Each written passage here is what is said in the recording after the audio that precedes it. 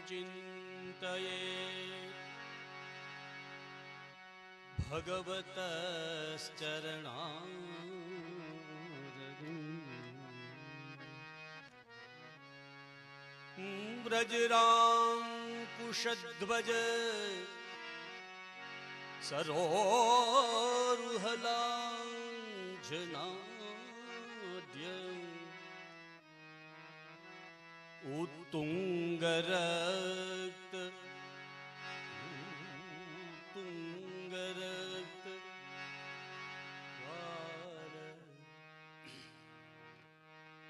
ज्योत्स्नाभिराहदमहत् हृदया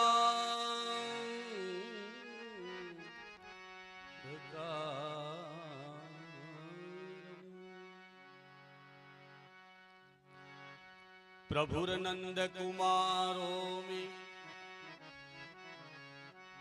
स्वामिनी वृषभानुजा कृतार्थोऽहम्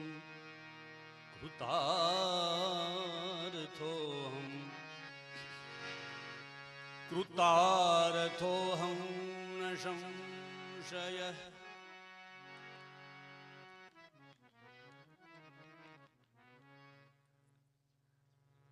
अस्माकं पुरातनीया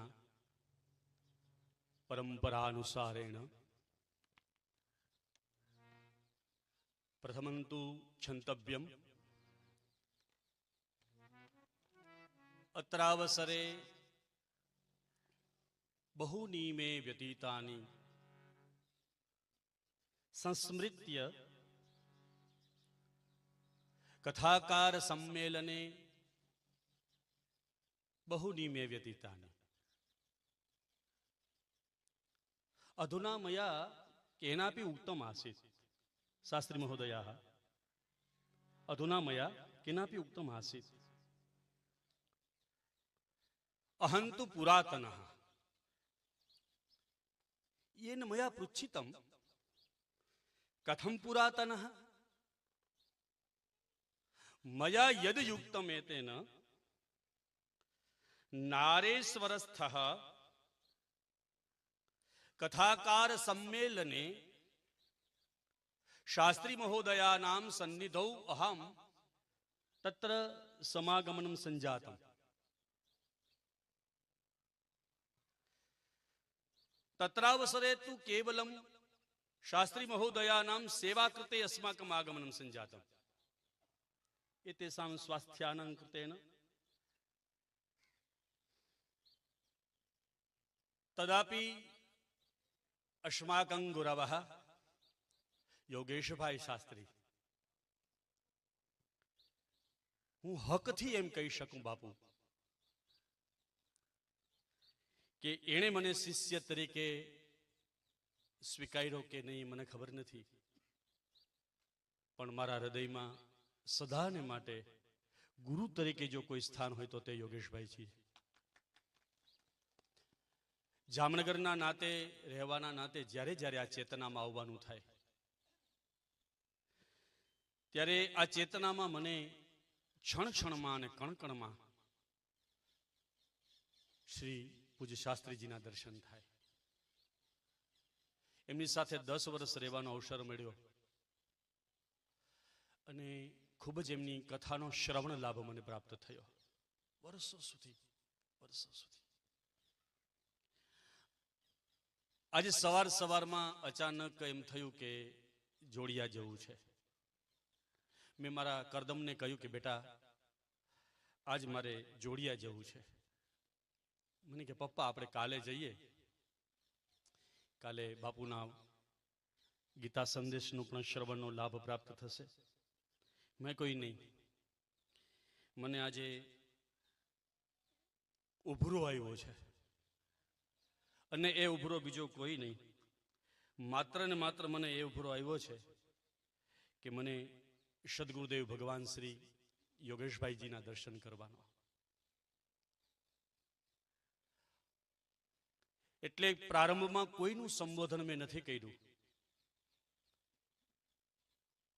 કારણ કે બાપુને જેટલા વંદન કરીએ એટલા ઓછા છે. પરંતુ આ ચેતના જ એવી છે, જેમ શ્રીમદ ભાગવતજીના પ્રારંભમાં સુખદેવજી મંગલાચરણનો પ્રારંભ પછી કરે છે, કથાનો પ્રારંભ પહેલા કરે છે. શ્રીમદ ભાગવતજીના પ્રારંભમાં કથા પહેલા પ્રારંભ થઈ જાય છે, મંગલાચરણ પછી થાય છે. એ વિસ્મરણ નથી, એ સુખદેવજીનું વિશેષ સંસ્મરણ છે. વિસ્મરણ અને સંસ્મરણમાં બહુ જ ફરક છે, બહુ જ ફરક છે. જ્યારે વ્યક્તિ પોતાની સાધનામાં સવિશેષ રીતે જ્યારે યાત્રા કરતો હશે, ત્યારે તેમનું ચિત્ત શ્રી ઠાકુરજીના ચરણારવિંદમાં, પોતપોતાના ઈષ્ટના ચરણારવિંદમાં એટલું બધું પ્રીતિપૂર્વક એમાં રત થઈ જતું હશે કે તેમને કેવલ ને કેવલ એમનું મંગલાચરણ પોતાના ઠાકોરજીના ચરણારવિંદમાં જ થતું હશે. એટલે કદાચ ભાગવતજીમાં સુખદેવજી વિલંબથી પ્રારંભ કરે છે.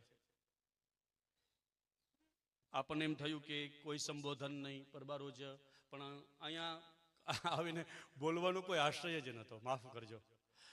તથાપિ મહોદયાના મુક્તમ અસ્માકમ નામમ તર્હિ મયા એતદ જાતમ, ચલો મારી વાણી દ્વારા કંઈ ને કંઈ પવિત્ર કરીએ. એટલે મને કોઈ વિષય પણ એમણે ના આપ્યો. બધાને કોઈને કોઈ વિષય આપ્યો હશે, મને કોઈ વિષય ના આપ્યો. યોગેશભાઈ એમ કહેતા કાયમને માટે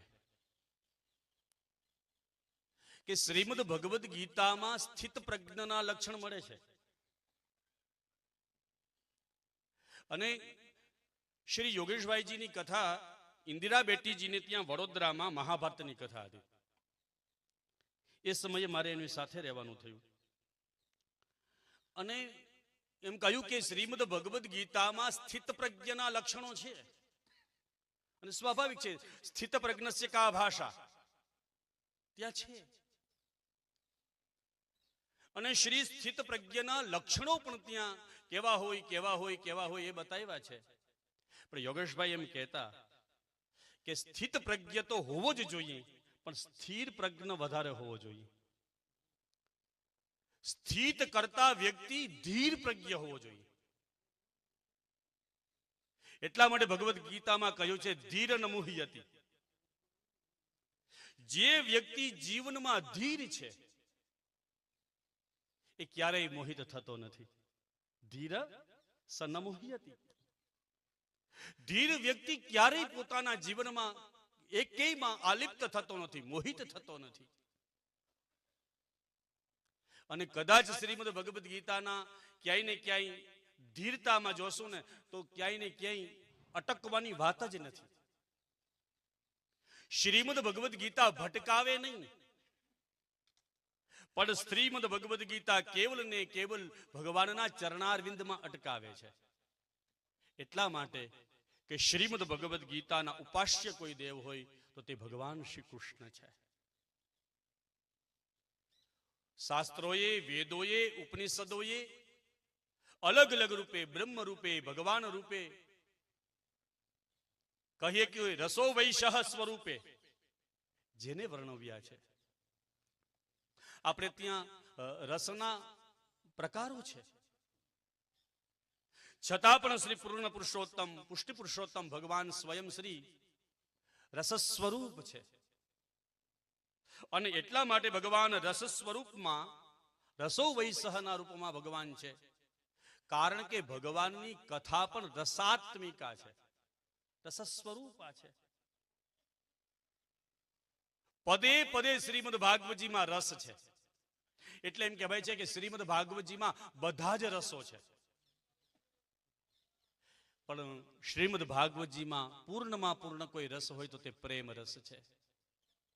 પ્રેમ રસ પાને તું હે મોરના પીછ તર. સુરાપો જરા ખાલી 2 જ મિનિટ લઈશો. નક્કી કરીને કઈ નતો આવ્યો એટલે આ સહજ અવાઈ ગયું, નામ લઈ લીધું એટલે અવાઈ ગયું. બાપુ માફ કરજો, બોલવાનો કોઈ આશ્રય નતો.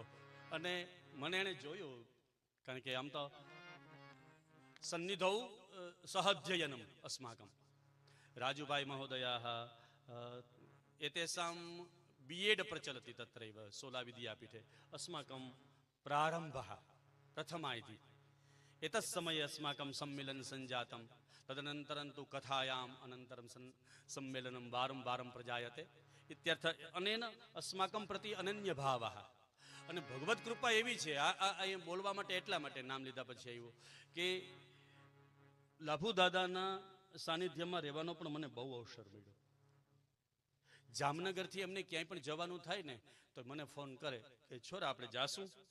હા, સહન કરવા અઘરા, થોડા સહન કરવા કઠિન, પણ જો એને સહન કરી લઈએ તો એના જેવો આનંદ જગતમાં કોઈ ના આપી શકે. જે રસો વૈશ્યની વાત કરે છે, જો રસ સ્વરૂપ જો કોઈ જોતું હોય, રસાત્મિકા કોઈ પણ વાત તમારે જોતી હોય તો એને સહન કરવા પડતા. અને એ સૌભાગ્ય આ ધીરની અને સ્થિરની વાત આવે છે ને, તો ધીરપૂર્વક મને પ્રાપ્ત થયું. આ તો યોગેશભાઈની કૃપાથી મને ધૈર્યતા મળી. યોગેશભાઈની કૃપાથી, કારણ કે પોતે બહુ ધીર ને, સ્થિત પ્રજ્ઞ તો હું ન કહી શકું યોગેશભાઈને, પણ ધીર પ્રજ્ઞ તો હતા જ, બહુ જ ધૈર્ય સ્વરૂપ.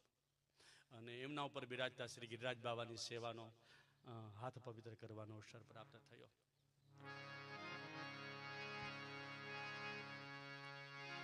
યોગેશભાઈને અત્યંત પ્રિય કીર્તન હતું. બાતો મેં બીત ગયો જન્મ તેરો, बातों में बीत गयो, बातों में बीत गयो जन्म तेरो, बातों में बीत गयो. कबहू ना कृष्ण कहो ये मुख से, कबहू ना ये मुख से, कबहू न कृष्ण कहो जन्म तेरो, बातों में बीत गयो. બહુ વર્ષો પહેલા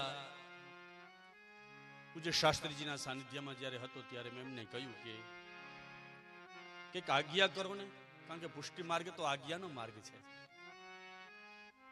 સેવા કૃતેર ગુરુરાજ્ઞા બાંધનમ વા હરિચ્છયા, સેવા કૃતે ગુરુરાજ્ઞા. પુષ્ટિ માર્ગમાં આચાર્યોની આજ્ઞા અનુસાર ભગવત સેવાના પ્રકારો છે. બાંધનમ વા હરિચ્છયા, અને એ પ્રકારે આ કીર્તન મને યોગેશભાઈ પછી સંભળાયું. ગિરિરાજીની સેવા કરતા હતા, શૃંગાર કરતા હતા. ભાઈ, કરવા જેવું એક છે. વદત્યભિરેવ સતતમ શ્રી કૃષ્ણ શરણમ મમ. સતત ભગવદ નામનો આશ્રય કરો, શ્રી કૃષ્ણ શરણમ મમ જપતા રહો. આ કરવા યોગ્ય છે. વદત્યભિરેવ સતતમ, કારણ કે દરેક રસના સમૂહ સ્વરૂપ, રસ સ્વરૂપ જો કોઈ હોય સ્વરૂપ, તો કેવલ શ્રી કૃષ્ણ રસો વૈશ છે. ખાલી કેવલ કૃષ્ણ રસ સ્વરૂપ છે એમ કહ્યું એટલે આપણને એમ થાય કે રામ નથી. રામમાં બધા જ રસો છે. કારણ કે દરેક દેવતાઓમાં, દરેક સ્વરૂપોમાં કોઈને કોઈ વિશેષ રૂપે રસ પ્રગટ. એટલા માટે તો આપણે ત્યાં અવતારોની પરંપરામાં, ભગવદ અવતારોની પરંપરામાં કોઈ પૂર્ણ અવતાર છે, કોઈ પૂર્ણ અવતાર છે, કોઈ જ્ઞાન અવતાર છે, કોઈ કલા અવતાર છે. અવતારો એટલા માટે અહીંયા તો કૃષ્ણ તો પૂર્ણ બ્રહ્મ હતી. શ્રીમદ આચાર્ય ચરણ મહાપ્રભુજી એમ કહે છે કે શ્રી કૃષ્ણ પૂર્ણ પુરુષોત્તમ બ્રહ્મ છે. તો રસ સ્વરૂપ છે, અને બધા જ રસો શ્રી કૃષ્ણમાં છે. અને એ બધા રસ સ્વરૂપે જો કોઈ વિશેષ કરીને 10મો રસ હોય તો એ તો પ્રેમ રસ ભગવાન શ્રી કૃષ્ણમાં છે. એટલા માટે કદાચ કવિએ ગાયું હશે, પ્રેમ રસ પાને તું મોરના પીછધર. હે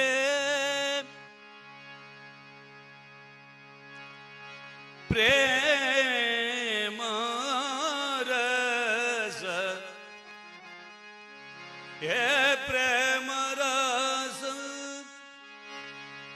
પાને તું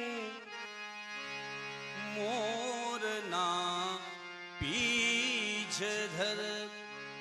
હે પ્રેમ રસ, પ્રેમ રસ પાને તું મોરના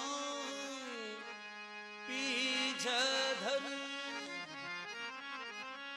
40 કિલોમીટર હું ગાડી ચલાવીને આવ્યો, એટલે ગાડીમાં એસી ચાલુ ને એમાં પછી થોડીક ઠંડી, અહીં આવીને ચા પાણી પીધા એટલે અવાજમાં પણ, અને એમાં બાપુના સાનિધ્યમાં આવીને એટલે યાદ હોય એ ભૂલાઈ જાય, સંસ્મરણ. અને એમાં અનાયાસ અચાનક એક છેલ્લી વાત કરીને પછી ક્ષમા કરજો, મને એમ હતું કે બપોર પછી જો હું આવું ને તો કંઈક સંસ્મરણ કરીને આવું તો આ વિસ્મરણ ન થાય. પણ જ્યારે સોલા વિદ્યાપીઠમાં વિદ્યાર્થી અવસ્થામાં હતા ત્યારે જે કંઈ બોલવાનું હતું બધું તૈયાર કરીને બોલવાનું હોય, બધું આમાં લખીને ને અઠવાડિયા પહેલા બધી તૈયારીઓ હોય, અને પછી એ પ્રવચન કરવાનું હોય, અને એમાંય પણ ઘણું બધું ભૂલાઈ જતું હોય અવસ્થા. એમાંય ખાસ કરીને કોઈ એવા વિદ્વત પુરુષ સામે બેઠા હોય તો વિસ્મરણ કરાવે. પણ આનંદની વાત એ છે કે બાપુના સાનિધ્યમાં અને મહાપુરુષોના સાનિધ્યમાં અને વિરાગ મુનિની ભૂમિમાં આવ્યા પછી વિસરવા જેવું બધું વિસરાઈ જાય, અને યાદ રાખવા જેવું એક જ યાદ એ કેવલ ને કેવલ રામ નામ. આ ભૂમિનો એવો અહર્નિશ પ્રતાપ રહ્યો છે, આ મહાપુરુષોનો પ્રતાપ એવો છે કે આ એ બધું ભૂલવા જેવું બધું જ ભૂલાઈ જાય, કંઈ યાદ ન રહે. અને કેવલ ને કેવલ સંસ્મરણ રહેતું હોય તો કેવલ ને કેવલ રામ નામ, કૃષ્ણ નામ. એટલે જ કદાચ મને એમ લાગે છે કે મને કોઈ વિષય નહીં આપ્યો હોય, પણ જે કાલી ગયેલી ભાષામાં ભગવદ નામનો આશ્રય મળ્યો.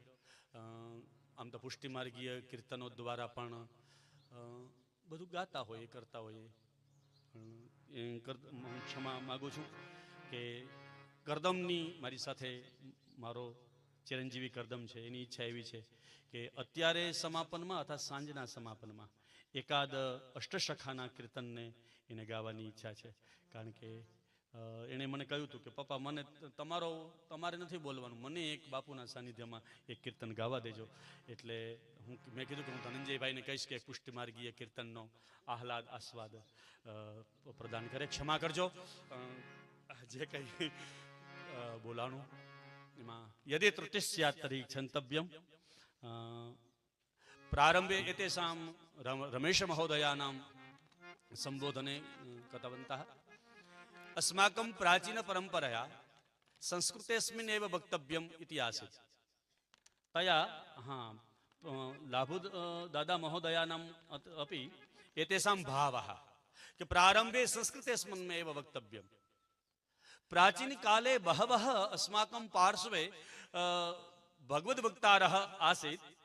तर्हि प्रारंभे एव संस्कृतेस्मिन् एव प्रवचनं सञ्जातम्. अधुनापि वर्तते. तर्हि सर्वेषां प्रारंभे संस्कृतेस्मिन् वक्तव्ये लाभप्रदेयः इति भावेस्मिन् अस्माकं पुनः पुनः भवतां चरणयोः नमाम्यहं युगलचरणे नमाम्यहं प्रणमामि च क्षन्तव्यमिति. जय श्री राम.